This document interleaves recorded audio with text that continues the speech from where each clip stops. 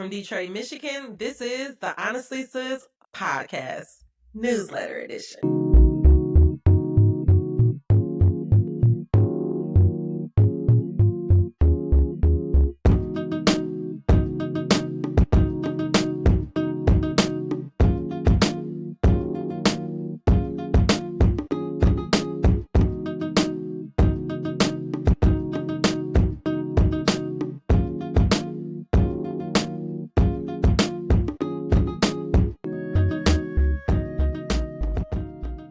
Hello, beautiful people. Good morning, good evening, good afternoon. Whenever this podcast may find you, I hope that it finds you in great spirit. I am your host, Honest, and I'm back for another newsletter this week. But before we get into this newsletter, let's go ahead and just do a little bit of housekeeping. If you would like to support this show, please consider becoming a member of our Substack or our Patreon for just $5 a month. You can become the alchemist of your life and gain insight to to new moon channelings, to other musings, as well as TV reviews.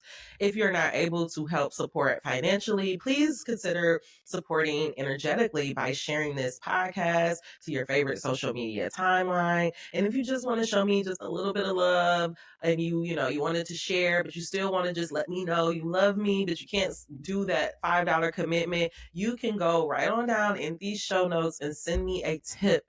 Remember, this is an independently owned and operated space, so any type of contribution to help keep these things going, it would be greatly appreciated. Okay, so you know how the typical run of this show goes. I'll go ahead and give you the letter, then we'll do a deep dive on a topic or a subject that is discussed in the letter, and then I'll wrap it on up with where I am currently and what you can look forward to next week. So let's go ahead and get into this week's letter. This week's letter is entitled Head Rush.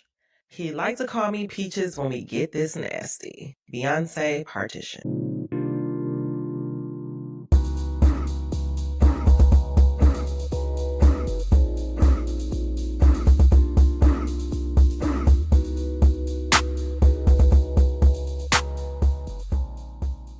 Remember when people were losing their shit after Beyonce released Partition? People was legit mad because she talked about sucking her husband's dick. What do Black women have against giving head? Like, why do some front like they don't do it at all? For instance, remember that one episode of Insecure when the crew went to this explosion event? They were all headed to a blowjob, and Kelly, of all people, said she doesn't give head. And don't get me started on Jackie from Basketball Wives, or Amber Rose, or Kim Kardashian, or the Grand Dame, or any woman who has built her image on sex and then act prudish when the topic comes up. Still, I wasn't going to write about this subject until I read an article from the columnist Agatha Gulami. It's entitled Giving the Perfect Blowjob. That is when I decided I had to say something. Why? Because in so many words, the author said that girls were dumb for trying to perfect the skill of giving head. Then she proceeded to give some good advice, which was good, but the latter part bothered me. Why does it seem like some Black women feel like the minute you put a dick in your mouth, it makes you less than a woman? This thought process is mind-blowing to me because who doesn't want to give good head? Or is it just me? A while ago, I went through a period where I was slightly obsessed with perfecting my head game. Before you ask, no, I wasn't doing this for my boyfriend or because someone told me I gave him subpar head because fuck him. This was about me and my ego. Besides, I find the act of giving head to be empowering. But don't take this as a green light to go around sucking everybody's dick, because diseases are rampant and not everything is curable. However, for your man or your steady fuck buddy, why not? Giving good head is just another tool in your toolbox. Have you ever experienced a man squirming away from you because your head was just that damn good? Or feeling his nails digging into your shoulders? I have. And if you haven't, let me tell you now, it will give you a head rush. The head rush will not only put a smile on your face, but it will also make him want to perform for you. See, I'm a firm believer that nothing makes sex more fun than both people trying to get each other off.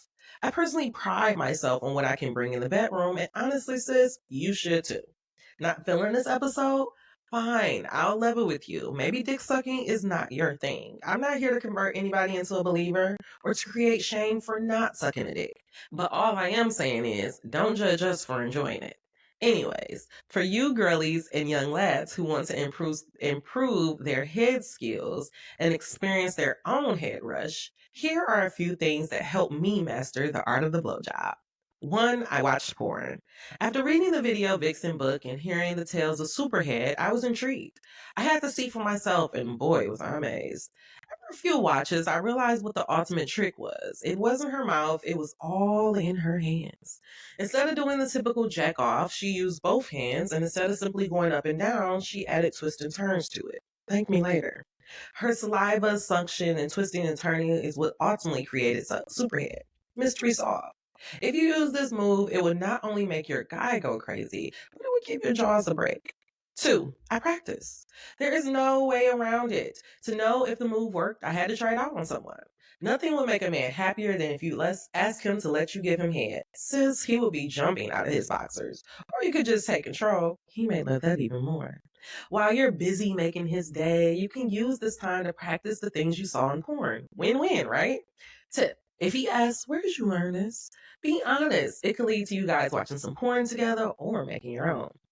Three, I explored and spoke openly about it. I have never had a problem talking about sex. In fact, I love talking about sex. In college, I was my go to expert for my friends. My love for sex led me to Zane novels, HBO Real Sex, and Angela Yee's Lip Service podcast.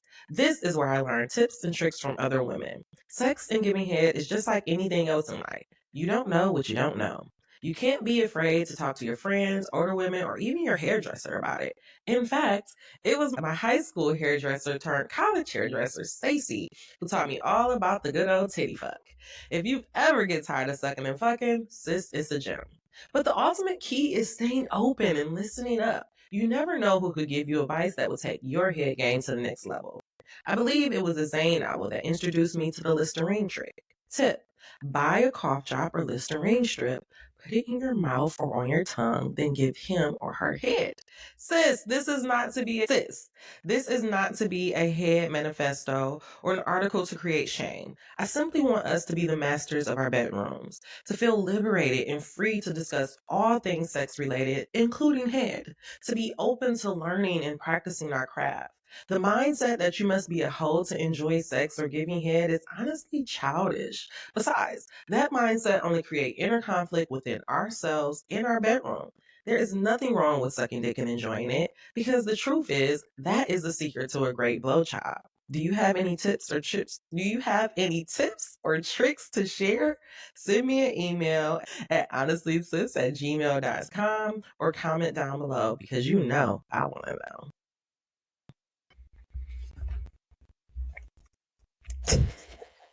Prince music.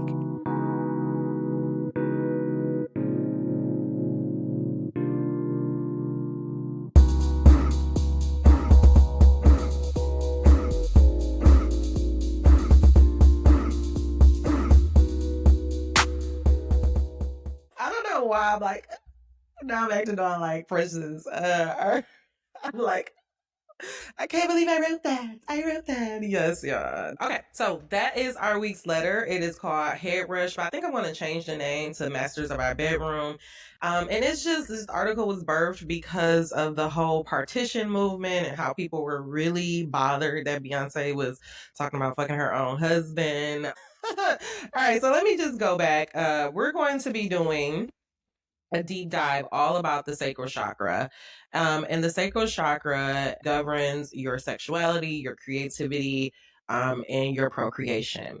Signs that your sacral balance may be out of balance is feeling unsafe, feeling creatively blocked or sexually blocked, an inability to connect emotionally or socially, feeling secretive or afraid of intimacy, having frequent nightmares or not remembering your dreams, fear of being judged and getting found out, and signs of a overactive sacral or a blocked one, or block one, is detachment, isolation, anxiety, loneliness, a low libido, and a lack of creative inspiration. And so, if you are experiencing any of these things, it may be a sign that your sacral chakra is out of balance, or it may potentially be blocked.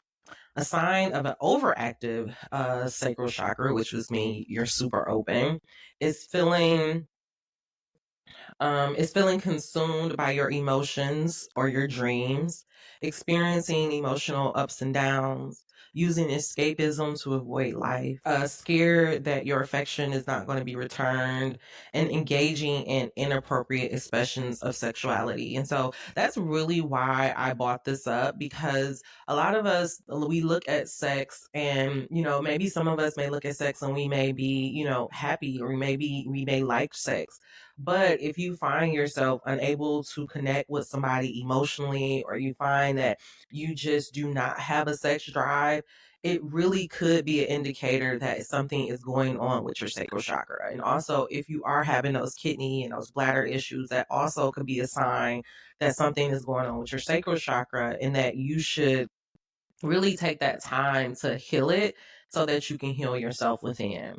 A quote that I found while doing some research, I'm actually just going to go to the article. That's the problem, y'all. Sometimes I cannot even read my own handwriting.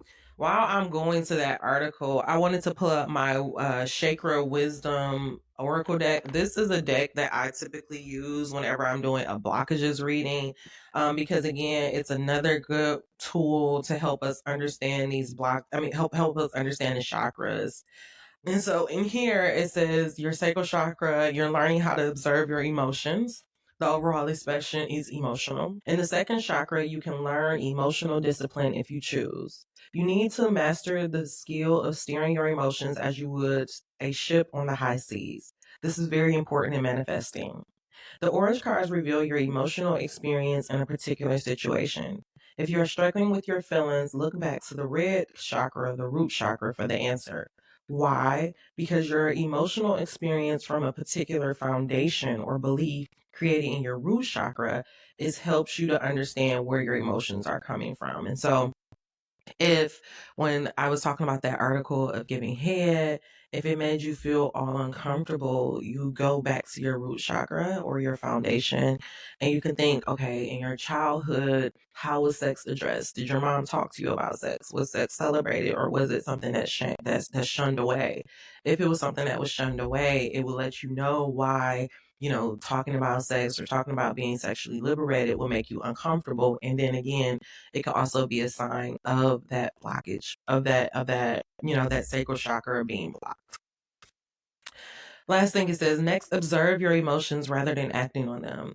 And your angel can speak directly to you through your emotions revealed in these cards. However, you must stand fearlessly and observe your emotions. If you can do this, you begin the journey into manifestation. You can walk what you had previously only wished for. Master emotional discipline, and you can master how to manifest anything. And so we learned that not only is our sacral chakra attached to our sexuality, our creativity, our procreation, but it's also attached to our emotions. And so, again, if you're feeling detached, or if you have a hard time dealing with your emotions, that is a really good sign that there's a blockages there and that you need to work on healing it. And so now we want to talk about ways that you can heal your sacral chakra.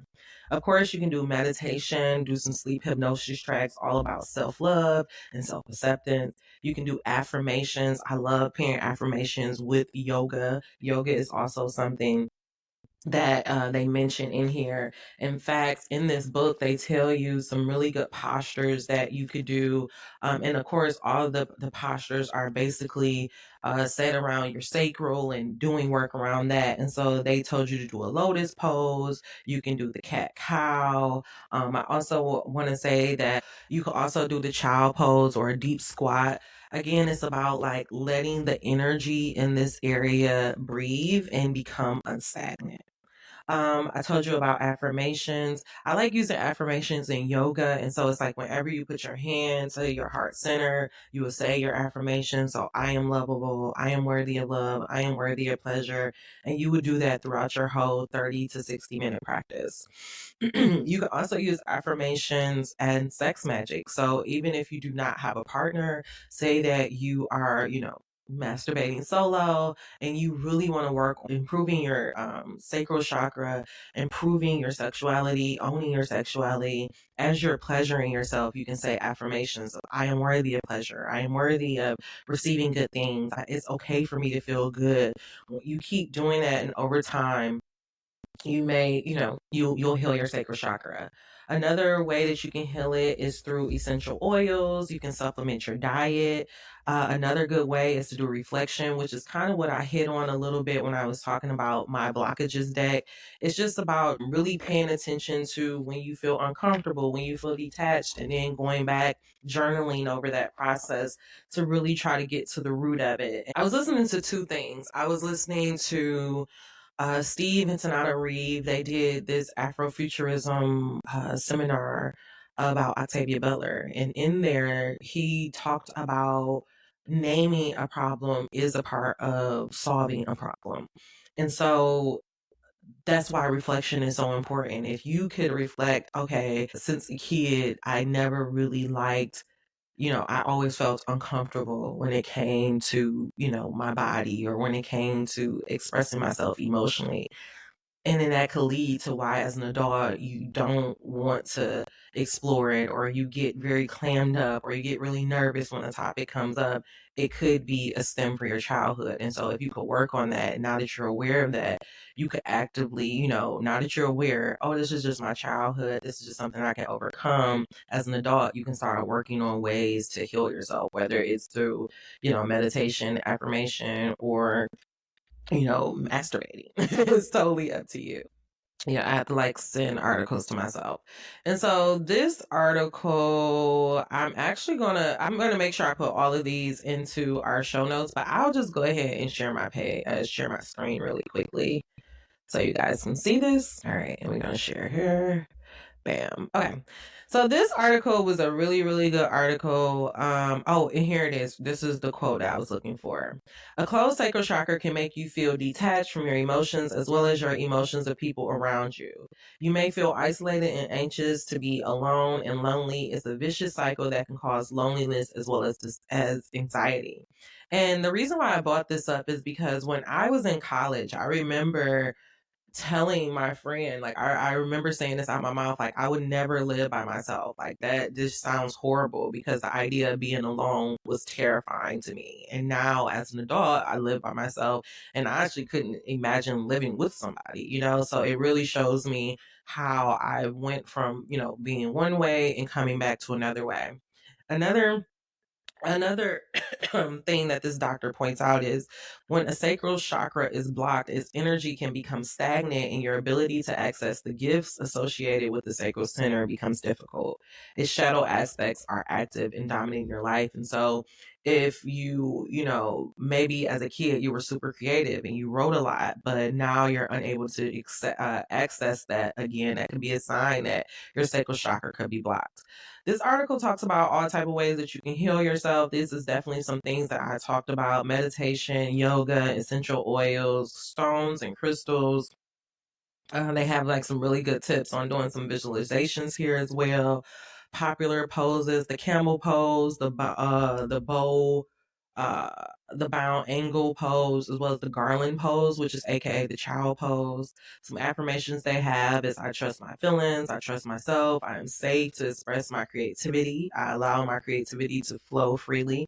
Again, you can say this while you're doing your yoga stance, whenever you put your hands at heart center, or you can do this while you're masturbating. Some really good essential oils that you can use is sandalwood, pink pepper seed, jasmine oil. So I'm going to go ahead and stop sharing my screen, but I will make sure that I link this article down because it's such a good article that talks all about ways that you can heal yourself. And this is the other thing I did want to talk about is just food that they're saying that you can use to help heal your sacral chakra.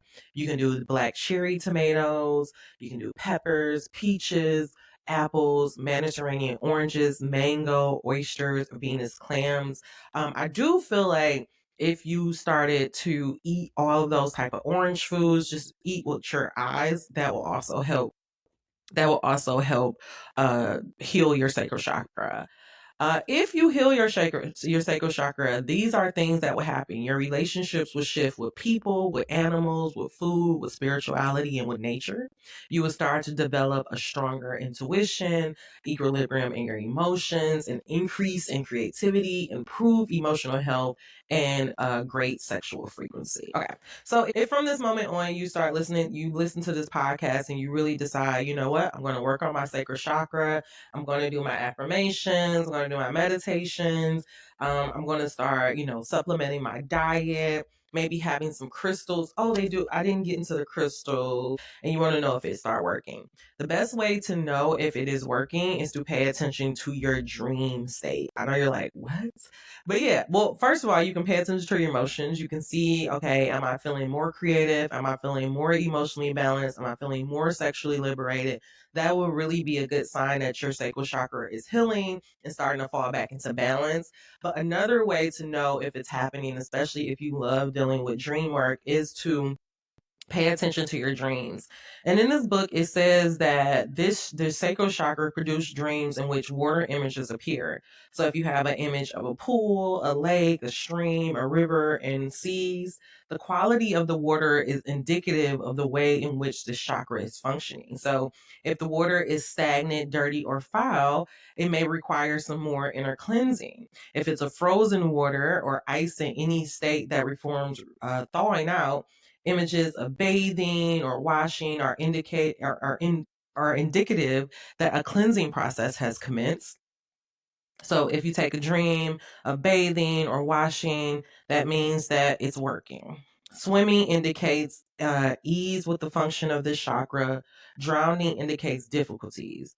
Fountains or gushes of water indicate the sudden or unexpected awakening of this chakra, meaning with creatures or beings who are at home in the water and are willing to act as guides, indicate that the individual is integrating some aspects of this chakra. Dreams in which the moon plays a prominent part are also related to the chakra. So, traveling to the moon or exploring a lunar landscape indicates inner exploration at this level. And the last thing that it says, another way to heal it is by doing sensual, listening to sensual music. You can do belly dances. All of that has the beautiful power to release all of those stagnant motions within our body. I'm done. Oh, I wish I could see my notes. I have so many notes about this, but I really believe that the key for us here is to pay attention. Are we feeling out of balance, or is our sacral chakra seeming blocked? So again, paying attention to if you are not feeling sexually charged, if you're not feeling creative, if you feel unsafe, if you can't remember your dreams, if you're having frequent nightmares. Again, that is all a sign that your sacral chakra is out of balance. And then if it is blocked, you're going to be feeling detachment, isolation, anxiety, loneliness, a low libido, and a lack of creative inspiration. So if any of those things are happening, I just implore you to definitely dive into those articles. You don't have to do every single thing. You don't have to do meditation, affirmation. You don't have to do all of those. You could just pick one thing. Say, I'm going to focus on meditating on self-love, or I'm going to focus on doing my yoga and my affirmations.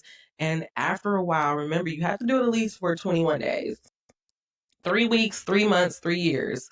Our number is three. So our number is three. I did too. Our number is three. So do it for that period of time, and then just pay attention to your emotions, pay attention to your dreams. And if you do have a dream where you have that water, pay attention to the state of the water. Remember, if it is stagnant or if it is frozen, that means there's still some work to do.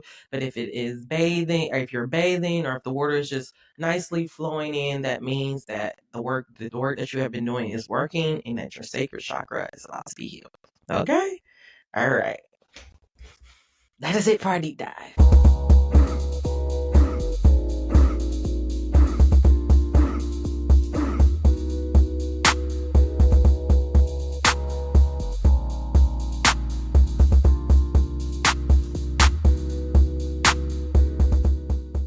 All right, y'all. So that's it for this week's show. This week's show is all about This week's show is all about becoming the masters in our bedroom, because once you become the master in your bedroom, it is also an indicator that you are becoming the master of your sacral chakra. And our sacral chakra is so important because it is linked to our creativity, it is linked to our sexuality, it is linked to our emotions. And just like the guidance said, if we can master our emotions, we can manifest anything. And so if you want to become a master manifester, it's time for you to do some work on that sacral chakra.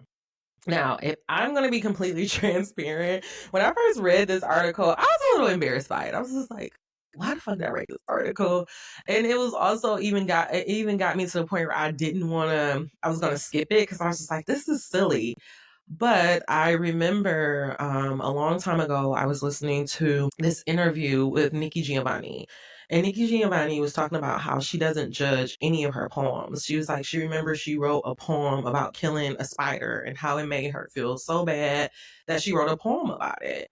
And then in that poem, it was time for her to publish her book. She posted it and she's like, she didn't think anything of it. And that poem ended up being over in China, ended up being like a #1 selling poem and people loved it so much.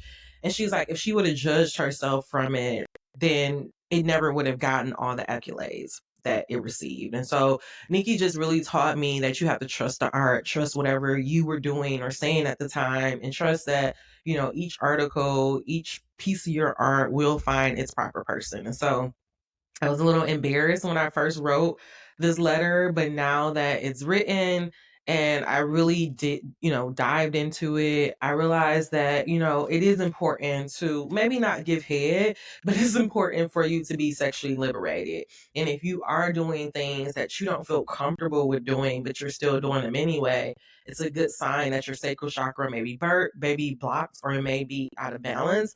And you should really take the work to heal it and to bring yourself in balance, because it's going to help you so that you can feel better and you don't feel like a fraud. Last thing I would just say is that, whether you are, super sexually liberated or you are more modest and prudish, it doesn't matter. I think the key is that you are comfortable with your level of sexuality and that you are in touch with your emotions and your creative expression. And if any of those things are out of place, then I just hope that you will read, the resources and the articles that I have linked below to take those steps to bring your sacral chakra in balance, because you can bring it in balance and it will make a huge difference and improvement in your life. Like I mentioned in the deep dive, when I was in college, I think my sacral chakra was blocked or fucked up or off or, not working. And I could tell it because I didn't have confidence in myself. I was doing things sexually that I really, was second guessing myself about, or I was doing things because I just thought that it was cool. But as an adult, like I feel different in my body. Like I literally walk differently. And I think it's all because the sacral chakra had been healed. I told you in college, I didn't want to live alone. And now I'm a grown woman. I'm living alone and I'm happy living alone. And so I just say this to say, if you are, experiencing anything, or, you're not comfortable with how your life is going, you have the ability to change it. And you can change it just by taking small steps, just by doing some affirmation, just by paying attention to it. The other thing I wanted to point out was I'm doing a recap of Harlem season 2. And so Ty was, watching her lesbian couple, and she said that in tech, in order to know the steps, you have to know the end goal. And so if you know your end goal is you want to be more confident, you want to be more in balance with your emotions, but you're not there, these are giving you the steps. I'm telling you the steps to how to get there. So in order to solve a problem, you have to what? You have to identify it. And once you identify it, now you have the steps to bring yourself out of it. All right. So that is the end of this week's episode. I thank you so much for listening to it. Like I told you guys, I was feeling a little apprehensive, but I'm glad that I got it out. And I hope that it helps somebody. I know for sure that I am about to really focus on like supplementing my diet, because I want to have that, I want to have the dream. I really just want to have that dream to see like where my emotions are. Like I want a water dream to come about so I can see how this sacral chakra is functioning. I'm excited. I'm excited to see what's going on with me. All right, y'all. I am done. If you have made it to the end of this episode, first of all, thank you so much. You didn't have to do this. I appreciate it. If you could, go ahead and like this post, whether you're watching it. If you're watching it on YouTube, please give me a thumbs up. If you're on Substack, go ahead, give me a heart. If you're listening to this on your favorite podcast, device, go ahead and leave me a 5-star review. If you cannot do any of those things, just go ahead and post this to your favorite social media timeline. And remember, if you really love what you hear and you want to help support the movement, for just $5 a day, you can become the alchemist of your life. Come become a member of our Substack or our Patreon, because this year I'm really about to get on my shit. I'm about to start doing TV reviews. I'm about to start going live all the time, and you do not want to miss out, okay? Anyway, until we meet again, dream those dreams. Never let the internet rush you, and never, ever, ever let someone tell you what you cannot do. Now, I want to thank you so much for helping my dream come true. Now, get out there and work on your own. All right? Meet you at the top, friend.